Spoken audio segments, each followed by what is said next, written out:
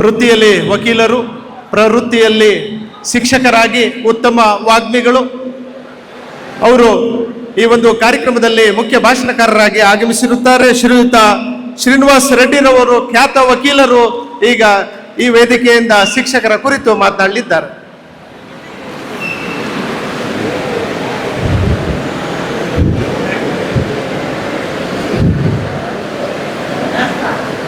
ಶಿಕ್ಷಕರ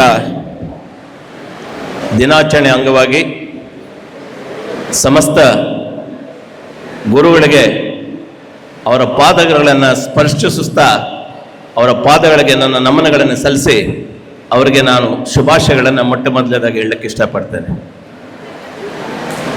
ಈ ದಿನದ ಕಾರ್ಯಕ್ರಮದ ರೂವಾರಿಗಳು, ನಾವೇನು ಹೇಳ್ತೀವಿ, ಜನರ ಸೇವೆ, ಜನಾರ್ದನ ಸೇವೆ ಅಂತ ನಾವು ಏನು ಹೇಳ್ತೀವಿ, ಅದನ್ನು ಮೈಗೂಡಿಸ್ಕೊಂಡು ಹಗಲಿರುಳು ಜನರಿಗಾಗಿ ಪರಿಶ್ರಮ ಪಡ್ತಾ ಇರ್ತಕ್ಕಂಥ ನಮ್ಮೆಲ್ಲರ ಅಚ್ಚುಮೆಚ್ಚಿನ ನಾಯಕರು, ಜನಪ್ರಿಯ ಶಾಸಕರಾಗಿರ್ತಕ್ಕಂಥ ಸನ್ಮಾನ್ಯ ಸಮೃದ್ಧಿ ಮಂಜುನಾಥ್ ಸರ್ ಅವರೇ, ಕಾರ್ಯಕ್ರಮದಲ್ಲಿ ಉಪಸ್ಥಿತಕ್ಕಂಥ ತಾಲೂಕು ದಂಡಾಧಿಕಾರಿಗಳಾಗಿರ್ತಕ್ಕಂಥ ನನ್ನ ಶಿಷ್ಯರು ಆದಂಥ ಗೀತಾ ಮೇಡಮ್ ಅವರೇ, ಕಾರ್ಯಕ್ರಮದಲ್ಲಿ ಉಪಸ್ಥಿತಕ್ಕಂಥ ನಮ್ಮ ಕಾರ್ಯನಿರ್ವಹಣಾಧಿಕಾರಿಗಳು ಆತ್ಮೀಯರಾದಂಥ ಸರ್ವೇಶ್ ಸಾಹೇಬ್ರೆ, ಕಾರ್ಯಕ್ರಮದಲ್ಲಿ ಉಪಸ್ಥಿತಕ್ಕಂಥ ನನ್ನ ಸನ್ಮಿತರು, ಕೋಚಮೆಲ್ಲ ನಿರ್ದೇಶಕರು ಆಗಿರ್ತಕ್ಕಂಥ ಸಾಮೇಗೌಡ್ರೆ,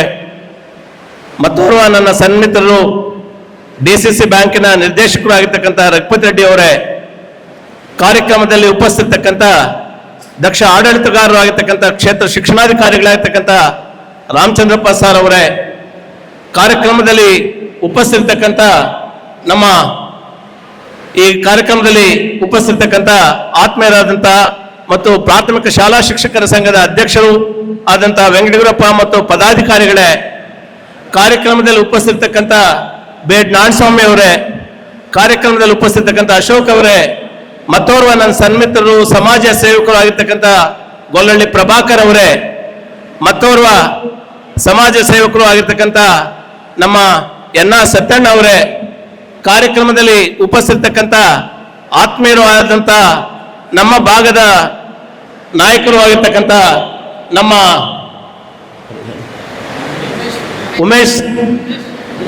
ಮುನೇಶ್ ಸಾಹೇಬ್ರೆ, ಕಾರ್ಯಕ್ರಮದಲ್ಲಿ ಉಪಸ್ಥಿತಕ್ಕಂಥ ನಮ್ಮ ಸನ್ಮಿತರು, ಸದಾ ನನ್ನ ಜೊತೆಗೆ ಬಹಳಷ್ಟು ಲವಲವಿಕೆಯಿಂದ ಪ್ರತಿ ಕಾರ್ಯಕ್ರಮದಲ್ಲಿ ನನ್ನ ಜೊತೆಗೆ ಇರ್ತಕ್ಕಂಥ ನನ್ನ ಆತ್ಮೀಯ ಸ್ನೇಹಿತ ಆಗಿರ್ತಕ್ಕಂಥ ಗೊಲ್ಲಳ್ಳಿ ಜಗದೀಶ್ ಅವರೇ, ವೇದಿಕೆಯಲ್ಲಿರ್ತಕ್ಕಂಥ ಎಲ್ಲ ಗಣ್ಯಮಾನ್ಯರೇ, ವಿವಿಧ ಸಂಘಗಳಿಂದ ಬಂದಿರತಕ್ಕಂಥ ಅಧ್ಯಕ್ಷರೇ, ಪದಾಧಿಕಾರಿಗಳೇ, ವೇದಿಕೆಯ ಮುಂಭಾಗದಲ್ಲಿ ಆಸೀನರಾಗಿರ್ತಕ್ಕಂಥ ದೇವರ ಸ್ವರೂಪ ಅಂತಾನೆ ಹೇಳ್ಬೋದು, ದೈವ ಸ್ವರೂಪವನ್ನ ಪಡೆದುಕೊಂಡಿರ್ತಕ್ಕಂಥ ಎಲ್ಲ ಶಿಕ್ಷಕ ಬಂಧುಗಳೇ ಮತ್ತು ಎಲ್ಲ ಪತ್ರಿಕಾ ಮತ್ತು ದೃಶ್ಯ ಮಾಧ್ಯಮದವರೇ,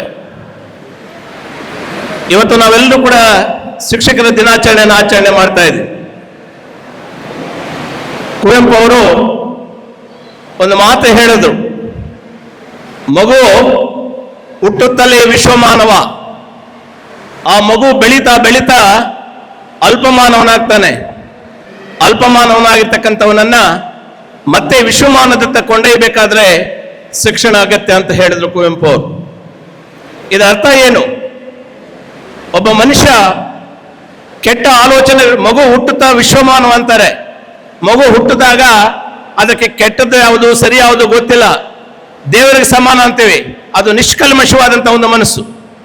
ಆದರೆ ದಿನಗಳ ಕಳೀತಾ ಮನುಷ್ಯ ದೊಡ್ಡವನಾದ್ಮೇಲೆ ಅನೇಕ ಕೆಟ್ಟ ಆಲೋಚನೆಗಳನ್ನ ತಲೆಗೆ ತುಂಬಿಸ್ಕೊಂಡು ಒಬ್ಬ ಅಲ್ಪಮಾನವನ ಅನ್ಸ್ಕೊಳ್ತಾನೆ.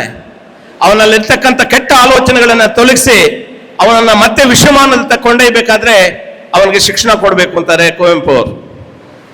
ಅಷ್ಟೇಕೆ ಸಾಕ್ರೆಟಿಸ್ ಅವರು ಹೇಳಿದ್ರು, ತಪ್ಪನ್ನು ತ್ಯಜಿಸಿ ಸತ್ಯವನ್ನು ಕಂಡುಹಿಡಿಯುವುದೇ ಶಿಕ್ಷಣ ಅಂತ. ಒಬ್ಬ ಮನುಷ್ಯ ಅನೇಕ ತಪ್ಪುಗಳನ್ನ ಮಾಡ್ತಾ ಇದ್ರೆ ಅವನಿಗೆ ಶಿಕ್ಷಣ ಕೊಟ್ರೆ ಅವನಲ್ಲಿರ್ತಕ್ಕಂಥ ಎಲ್ಲ ತಪ್ಪುಗಳನ್ನ ಹೋಗಿ ಅವನು ಸತ್ಯದ ಅನ್ವೇಷಣೆ ಮಾಡ್ಕೊಂಡು ಹೋಗ್ತಾನೆ. ಅಂತ ಪಾವಿತ್ರ್ಯತೆ ಇರ್ತಕ್ಕಂಥ ಶಿಕ್ಷಣವನ್ನು ಬೋಧನೆ ಮಾಡ್ತಕ್ಕಂಥವ್ರು ಯಾರು? ನಮ್ಮ ಮುಂದೆ ಕೂತಿರ್ತಕ್ಕಂಥ ವೇದಿಕೆಯಲ್ಲಿ ಕೂತಿರ್ತಕ್ಕಂಥ ತಾವುಗಳು, ನಿಮ್ಮ ವೃತ್ತಿ ಒಂದು ಪಾವಿತ್ರತೆ, ಒಂದು ವೃತ್ತಿ ಇದು. ಇದಕ್ಕೆ ಬೆಲೆ ಕಟ್ಟಲಾದಂತ ಒಂದು ವೃತ್ತಿಯನ್ನು ತಾವು ಇವತ್ತೊಂದು ದಿವಸ ಮಾಡ್ತಾ ಇದ್ದೀರಿ. ಶಿಕ್ಷಕರನ್ನ ಯಾವ ರೀತಿ ಗೌರವಿಸಲ್ಪಡ್ತಾರೆ ಅಂತ ಹೇಳಿದ್ರೆ, ಭಾರತದ ಇತಿಹಾಸದ ಒಂದು ಪುಟಗಳನ್ನು ನೋಡಿ, ವಿಶ್ವದ ಇತಿಹಾಸದ ಒಂದು ಪುಟಗಳನ್ನು ನೋಡಿ, ಒಂದು ವಿಷಯ ನಮ್ಗೆ ನೆನಪಾಗ್ತದೆ. ಶಿಕ್ಷಕರನ್ನ ಗೌರವಿಸ್ತಕ್ಕಂಥದ್ದು ಇವತ್ತೊಂದಲ್ಲ, ಅದು ಅನಾದ ಕಾಲದಿಂದ ಬಂದಿರತಕ್ಕಂಥದ್ದು. ಒಂದು ಸನ್ನಿವೇಶ ಇವತ್ತು ನನಗೆ ಜ್ಞಾಪಕ ಬರ್ತದೆ.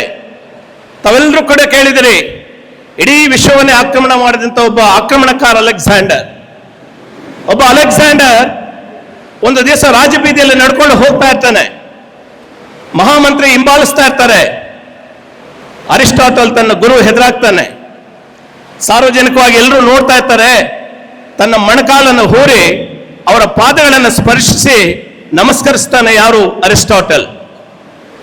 ಆಗ ಆಶೀರ್ವಾದ ಮಾಡಿ ಏನು ಮಾತಾಡಿದ ಅರಿಸ್ಟಾಟಲ್ ಹೊರಟೋಗ್ತಾನೆ. ಅರಮನೆಗೆ ಬರ್ತಾರೆ. ಮಹಾಮಂತ್ರಿ ಕೇಳ್ತಾರೆ, ಏನ್ ಸ್ವಾಮಿ, ಸಾರ್ವಜನಿಕವಾಗಿ ಇವತ್ತು ನಡೆದಂತ ಒಂದು ಘಟನೆ, ನಿನ್ನ ತಂದೆ ನಿನಗೆ ಒಳ್ಳೆ ದೇಹವನ್ನು ಕೊಟ್ಟಿದ್ದಾನೆ, ಸಿರಿ ಸಂಪತ್ತನ್ನು ಕೊಟ್ಟಿದ್ದಾನೆ, ಸುಖ ಭೋಗಾದಿಗಳನ್ನು ಕೊಟ್ಟಿದ್ದಾನೆ, ಸಾಮ್ರಾಜ್ಯವನ್ನು ಕೊಟ್ಟಿದ್ದಾನೆ. ಅಂತ ತಂದೆಗಿಂತ ಮೇಲಾಗಿ ಒಬ್ಬ ಅರಕಲು ಬಟ್ಟೆ ಹಾಕೊಂಡಿರ್ತಕ್ಕಂಥ ಒಬ್ಬ ಬಡ ಮೇಷ್ಟ್ರಿಗೆ ಸಾರ್ವಜನಿಕವಾಗಿ ನೀವು ಪಾದವನ್ನು ಸ್ಪರ್ಶಿಸಿ ನಮಸ್ಕರಿಸ್ತಿರಲ್ಲ, ಏನಿದು ಅರ್ಥ ಅಂತ ಕೇಳ್ತಾನೆ ಮಹಾಮಂತ್ರಿ.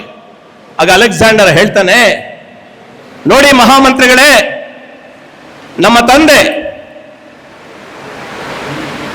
ಸ್ವರ್ಗದಿಂದ ಭೂಮಿಗೆ ನನ್ನನ್ನು ಕರೆತಂದ, ಆದರೆ ನನ್ನ ಗುರುಗಳು ಭೂಮಿಯಿಂದ ಸ್ವರ್ಗದೆತ್ತರಕ್ಕೆ ಕರೆದುಕೊಂಡು ಹೋದ. ನನ್ನ ಗುರುಗಳು ನನಗೆ ಆಧ್ಯಾತ್ಮಿಕತೆಯ ಬಗ್ಗೆ ಬೋಧನೆ ಮಾಡಿದ್ದಾನೆ.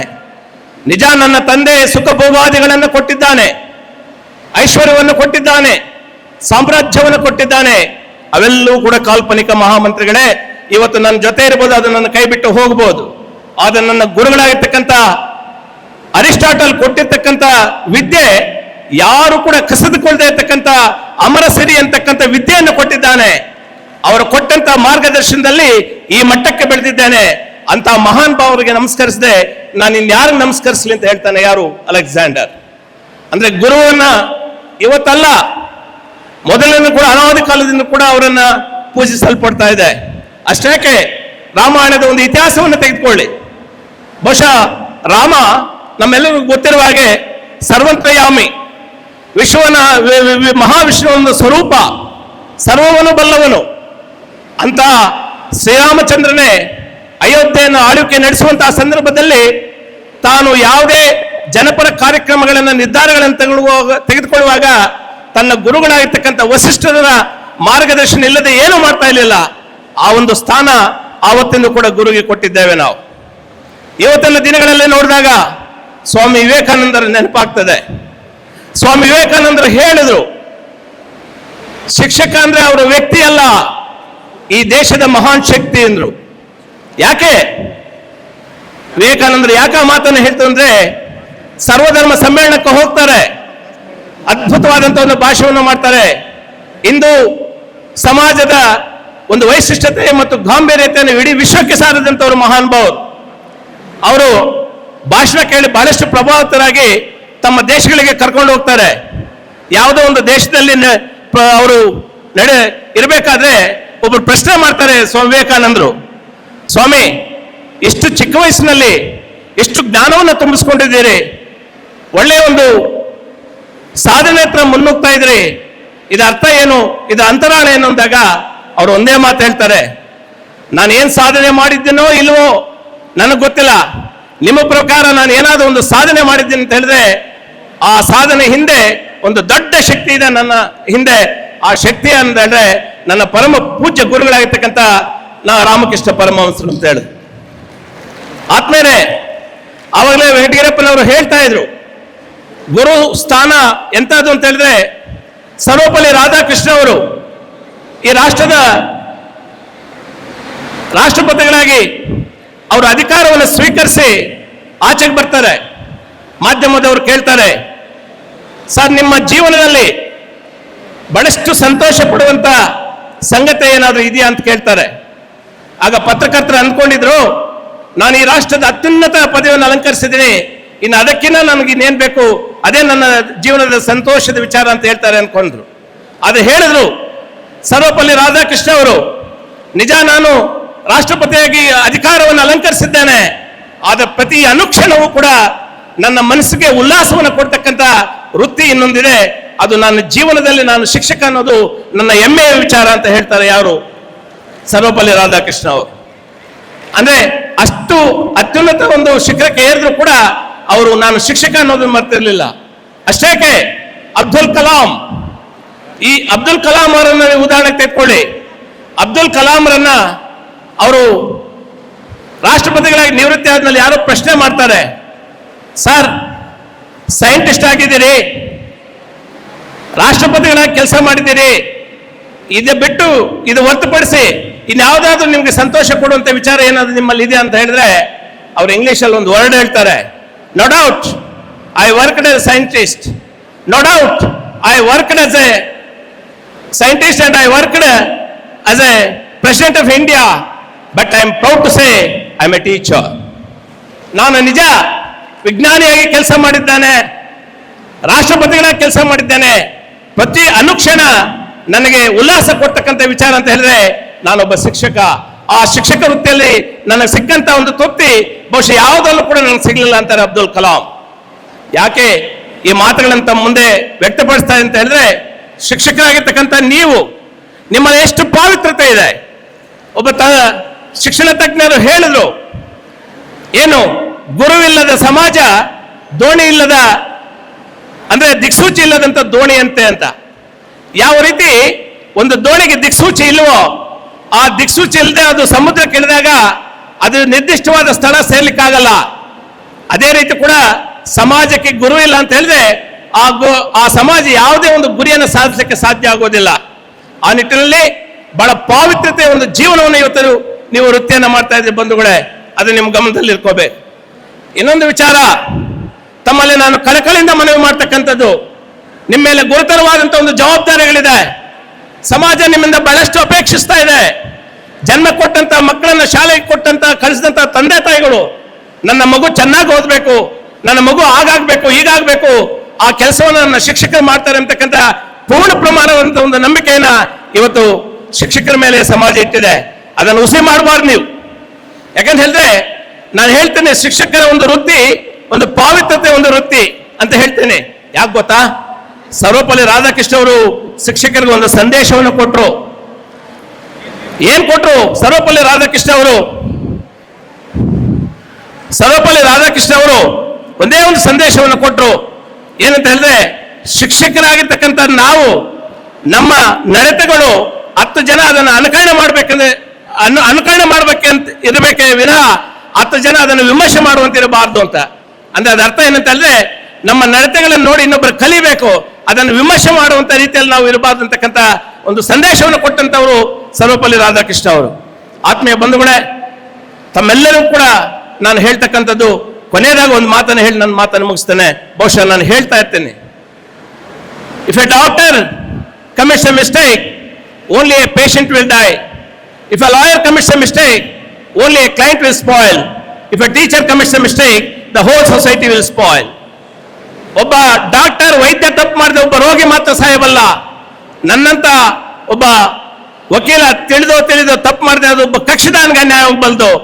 ಆದರೆ ನಿಮ್ಮಂತ ಶಿಕ್ಷಕರು ತಪ್ಪು ಮಾಡಿದ್ರೆ ಇಡೀ ಸಮಾಜವೇ ನಾಶವಾಗ್ತದೆ. ಯಾಕಂದ್ರೆ ಈ ಸಮಾಜದ ಆಧಾರ ಸ್ತಂಭಗಳು ಯಾರಂತದ್ದು ಇದ್ರೆ ಅದು ಶಿಕ್ಷಕ ಬಂಧುಗಳು ಅಂತ ಹೇಳ್ತಾ, ಈ ಒಂದು ಕಾರ್ಯಕ್ರಮಕ್ಕೆ ನನ್ನ ಜೀವನದಲ್ಲಿ 2 ನನ್ನ ಹೆಮ್ಮೆಯ ಸಂಗತಿ.